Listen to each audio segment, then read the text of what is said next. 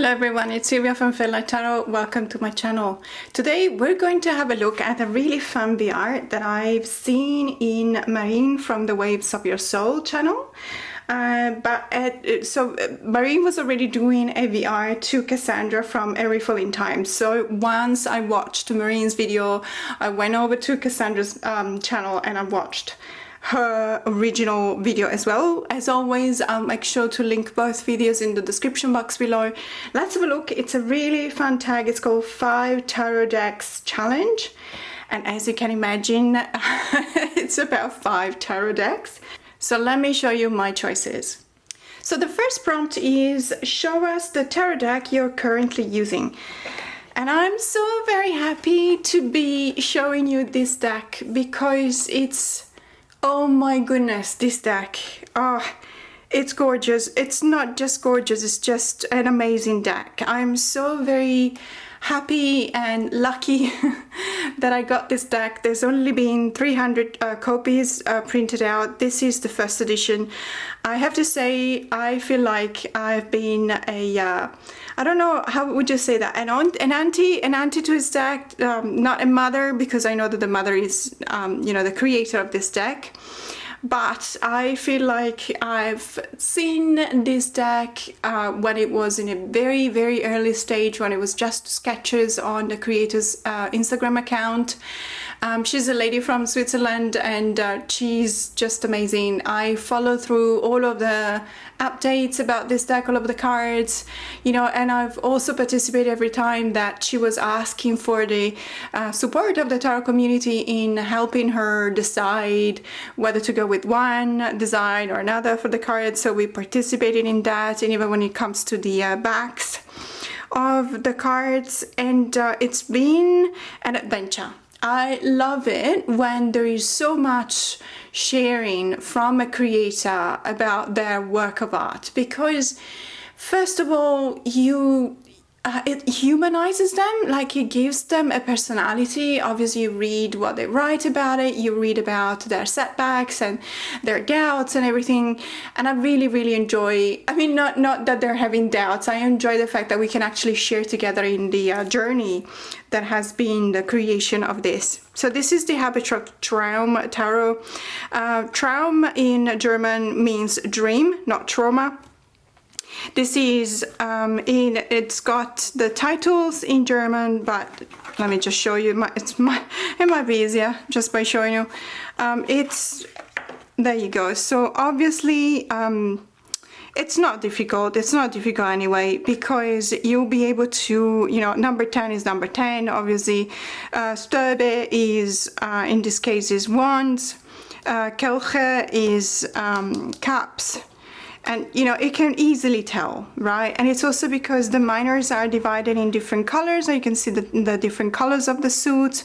So for example, you've got the fiery element that is reminded by the color red, so you will know immediately how to identify the fact that it's the 10 of the fiery suit, which is wands, of course, and the blue for the water, so blue for cups, and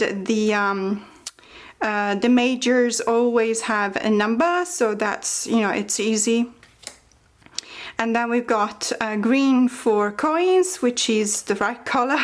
Not that there's so many different opinions. I know that there's different opinions, but there is, believe it or not, there is a, let's say, a kind of a guideline when it comes to associating colors and elements. And so blue is associated indeed with water, and because water is the element of the suit of cups, then, you know, the suit of cups, generally speaking, will have association with the blue. And so it goes for, you know, the green and the coins or the pentacles with the suit of the earth, and the yellow for the suit of air, which is swords. and the red for the suit of wands, which is referring back to fire. Look at how beautiful this sun card is. Isn't it stunning? I just absolutely love it. One thing that I really love, and I know that I've talked about this, I actually did an unboxing and first impression of this deck for my members, my Sunlight and Starlight members, and it was literally first impressions because the deck arrived to me and I immediately filmed it.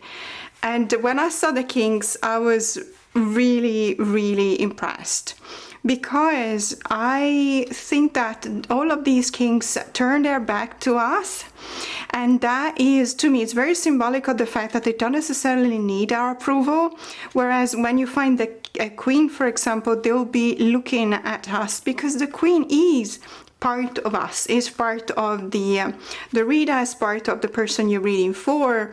So the queens are always facing us, the kings are always facing away from us, and that's very symbolic of the fact that the kings go back into the world after reaching, you know, that kind of mastery of their skills. They have to go back into the world and they have to offer their expertise, you know, as a service. They need to live a life of service. That's what the kings are supposed to do. But what I really like is that they all turn their backs to us. When it comes to the King of Wands and also the King of Pentacles or coins, they actually look back towards us as if that was indicating that yes, they have reached a maturity in their own suit, but they're still kind of, I don't know, they still have this link to the world they have behind them. You know, they can't necessarily focus 100% on what's in front of them. But when you look at the King of Swords, he couldn't care less. Like, it's definitely, so there's 2 and 2, the King of Cups and the King of Swords. Even though they might be slightly turned backwards, but they couldn't care. And the King of Swords is completely, it's not even turning back. It's just completely focused on what's in front of them. And that is so symbolic of the King of Swords, because it reached that level of also detachment somehow. Okay, and now I'm going to say something that is not necessarily going to be very popular, but bear with me for a couple of seconds because I do have a reason to say this. I've heard a lot of tarot readers considering that the kings are some kind of a reverse queen. There is an argument in favor, there's also an argument against reading that way. I personally see, I disagree to a certain extent, in the sense that to me the queen is when you reach your, you master your skills in every particular element depending on the suit, but you reach the mastery of your skills, but you're still within yourself, so you're grounded because you need to be. Okay, once you have passed the stage of the queen, that is when you're supposed to turn back to the community and give back and become the servant, the person that is giving back to the community, because the king is the one that understands that once you reach the top, you have to send the elevator down. But when it comes to some kings, because of, let's say, the evolution in the court cards and the association of that stage in the court cards with the element, you can have a little bit of a detachment in when it comes to the King of Swords, because the suit of swords is the suit of air. And so it's almost as if the king was actually floating away. And I love this. I love that I actually can talk about this thanks to this card, because it really makes me think about that. And also that's common but not exactly the same to the King of Cups. I don't know if it's still to come, but in any case, you would see when I use this deck that the King of Cups is also turning their shoulders to us, but kind of looking back a little bit, but with their eyes closed. And that's very important as well, because that's the way in which you deny being possessed or being manipulated or being in control by your own emotions. And that signifies the fact that you went from the queen stage of the court cards in the element of water, so feelings associated with the cups, and you mastered those skills, and you're dominating your feelings. I don't know how to find a different way, but you're controlling your feelings. But you're also floating in the water. So it's kind of, you have to close your eyes. You have to close your eyes because otherwise you're floating in the water, and the water can go anywhere. It's in front of you and it's behind you as much as the air is. And so in order to actually be controlling over your own feelings, you have to close your eyes. And I really, really love that interpretation. It is not in the guidebook. I'm not reading out of the guidebook, and to be honest with you, I could be 100% wrong. This is just my own opinion, but it's also, well, it's actually not just my opinion. It is one of the ways in which you can read the court cards. Sometimes the association to the archetype corresponds to the association between the element and the stage in the court card. So, air, which is already floating, and water, which is already floating with the king. Obviously, it kind of exacerbates the nature itself of the court card. But I love that there's a tarot deck out there, in this case this one, that actually lets me make these kind of connections. And I love that because after 35 years of reading tarot, collecting tarot decks, when I find a deck that gives me something more, not just because it's beautiful or, a really excellent product value, or like a collectible item or whatever, but because of the images on the cards, that's when I'm really, really happy. And this deck made me really happy. So this is the Habetrott Traum Tarot. It's the Kickstarter from I don't remember, a couple of months back, and I honestly don't know whether there's more copies to be sent out outside of the Kickstarter. What you can do, and I'll make sure to put the link to the Instagram page, the Instagram account of the creator, in the description box below.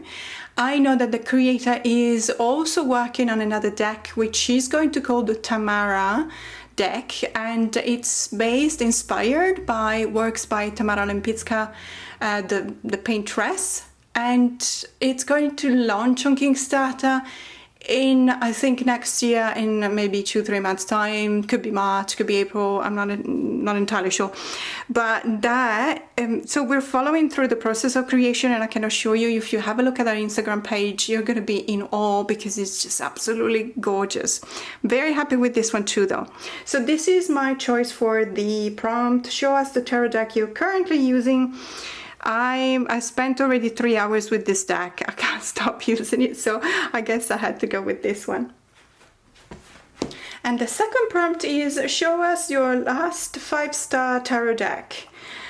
And ta-da! I had to go with the Tarot Arthurien by Claire Duval. The illustrations are made by my beloved Anna Torian. I just absolutely love her artwork. This deck is a 5-star deck. There's no two ways around that. Everything about it is 5 stars. It's not just the presentation, which is, very luxurious. Okay, disclaimer, this is a French production, so obviously the deck is in French. Everything is in French. I have no idea if there's going to be an English publisher that is going to pick it up. I don't know. I certainly hope there will be, but I'm perfectly happy with this one. I speak French. In any case, what I can show you is that it's not that difficult to use your, your phone in combination with your Google Translate if you want to read the guidebook as well. Going back to the reason why I give it 5 stars is because look at this. It's got a fantastic wraparound magnetic closure box. It's got a really chunky, as you can see, guidebook. And by the way, just to focus on the guidebook for a second, look at the cover. It's so luxurious. It feels amazing. It's got this gold printing, and it's got, I don't know, something like 100 and No, 373 pages. I don't know what I was going to say 180. Maybe it was a different deck I was referring to. Again, as I said, okay, it's in French, but I can assure you, you just use your Google camera and you have an option to translate simultaneously. So, and translations nowadays are getting better and better thanks to, you know, algorithms and stuff like that, machine learning especially. So this is a really good book. I'm really happy about this. It's got lots of information. It, you know, it refers back to the symbols. It refers back to the concept of the card and the meaning of the card. It's got a couple of journaling prompts, and it's got the sacred quest kind of quote. You know, it gives you different meanings or keywords depending if you read it upright or reversed.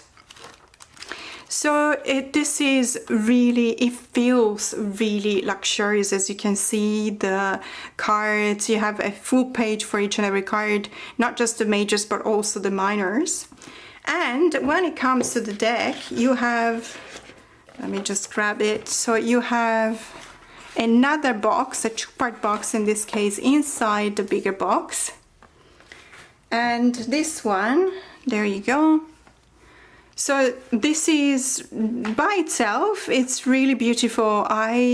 You know, even by itself, it could have been a perfectly good, perfectly well done box. Obviously, the guidebook is big, so they needed to find a way to store in the same box, both of them, the tarot deck and the book, which is fine, you know. And this is the deck. So this is the inside of the box.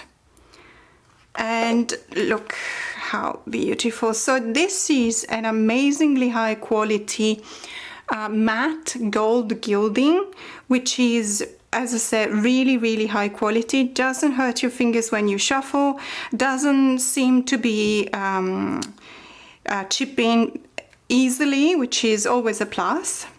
And the cardstock is amazing. It's that papery, silky kind of feel with a matte finish, but it's very sturdy.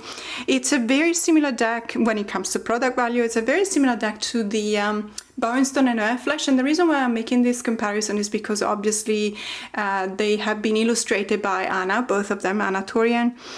So if you're familiar with the Bone, you'll definitely recognize Anna's work, and she's also the illustrator and creator of another couple of decks. So one, for example, is the Tarot of the Abyss, which is mass market, published by US Games.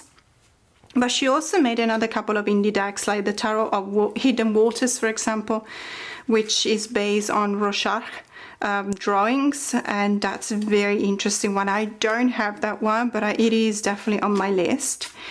And, you know, just looking at these cards, the effort that goes behind producing images like that. And then if you think about the fact that they are so impregnated with the meanings and they are so purposeful, that's something that is absolutely outstanding for me. This deck is incredible. And to be a mass market production, even though it is a French one, but it's a mass market one, I have to say that the price is not a mass market or typical mass market price for a deck, depending on where you buy it. But for example, I had to pay close to 80 Australian dollars for it because, you know, well, first of all, I had to pay for shipping, but in any case, it's, you know, it is what it is. It's got this kind of quality. At a certain point, I kind of understand that I want to charge you more.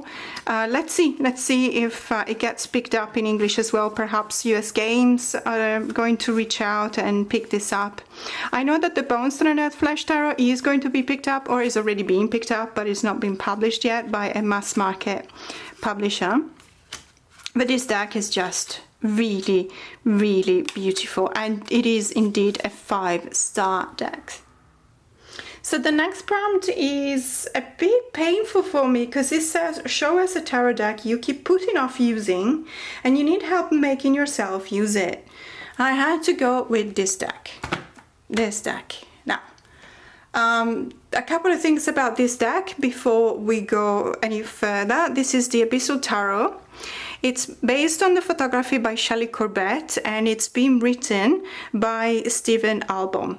It's an indie deck. I think it's still in print. If it's not, my apologies.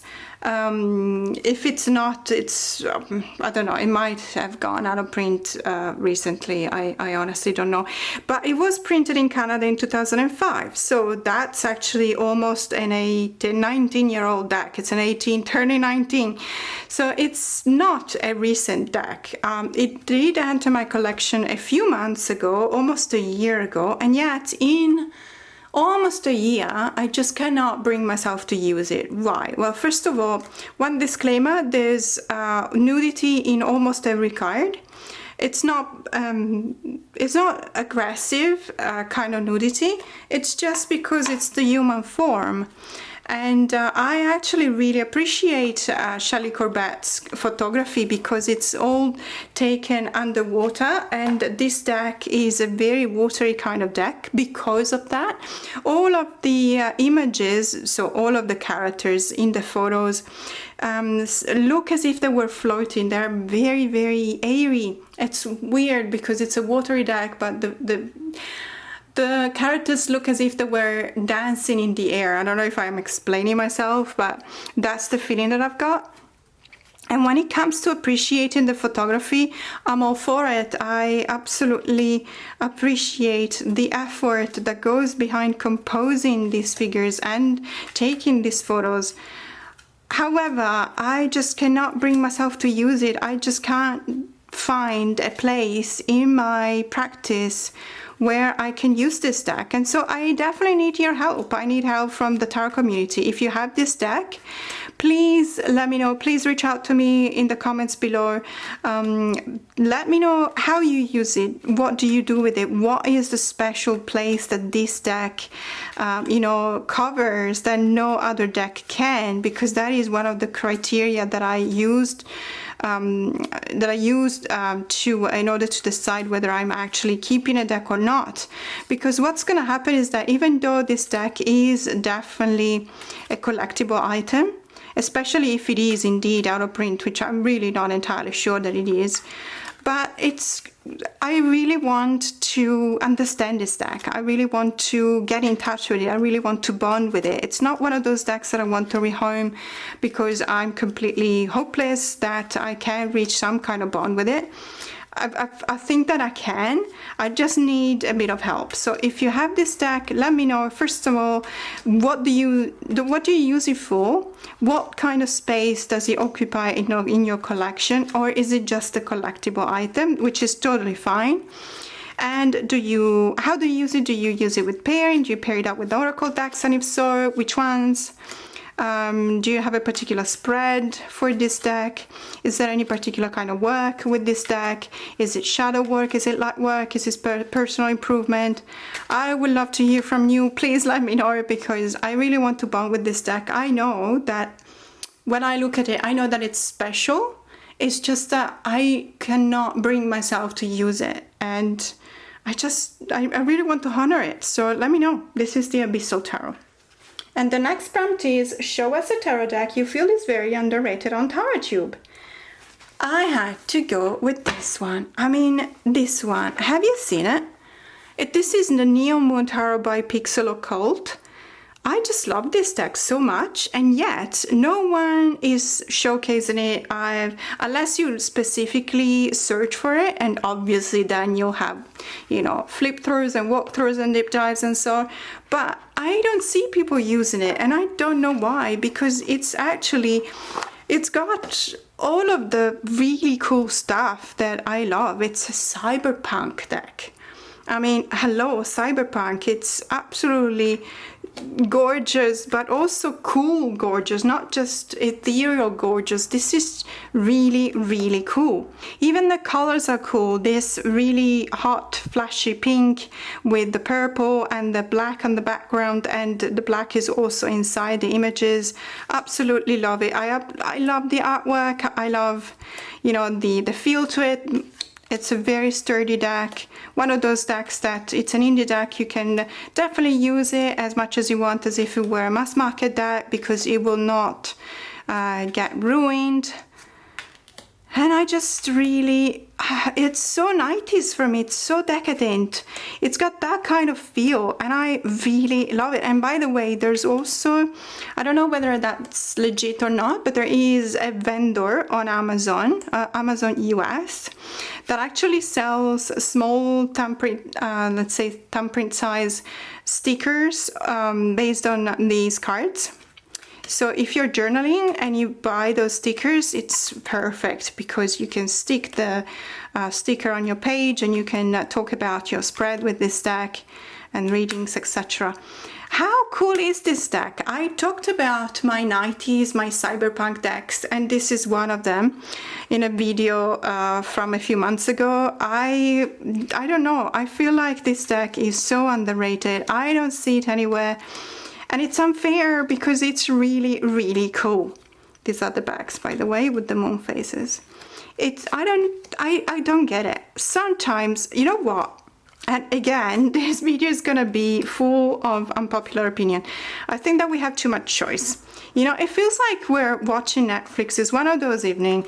You're tired because you've been working the whole day. You want to enjoy your evening. It's almost as if you're pushing yourself to enjoy too much because you know that tomorrow you'll have to wake up and do it all over again. And so you want the evening to be making a difference. So it's okay for the morning after to go and you know, to go to work again. So you set your expectations really, really high. And now what happens is that we have so many decks out there.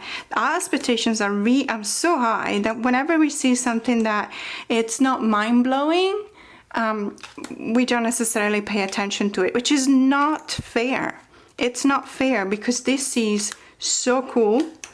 This is, to me, this is the essence of cyberpunk. That kind of feel from the 90s, because that's when cyberpunk concept at least was born. I just love this deck, and again, I really, really wish I could see more in TarotTube and Instagram and Facebook or whatever, in social media in general, because I think it deserves it. So I don't know, let me know, do you have this deck? Do you use it? What do you think about it? Because that's all there is to it. I think that these VRs, these tags, are all to put us in communication with the tarot community. We want to hear what you think about something, and you know, we're here to have a nice conversation about what we love most, which are these cards. And the last prompt is, show us a tarot deck you think everyone should have. Now, that was a really tough one, because to be honest, to me, I cannot really distinguish between something that I love, and I think that if I love it, everyone should. And so I was about to suggest some of the decks that I really, really love, but then I thought about it and I thought, hang on a second, that can't be it. It must be a deck that I think everyone should have, because everyone would benefit from having it. And so I had to go with this one, the Squid Cake Marseille Tarot by Jess Roller.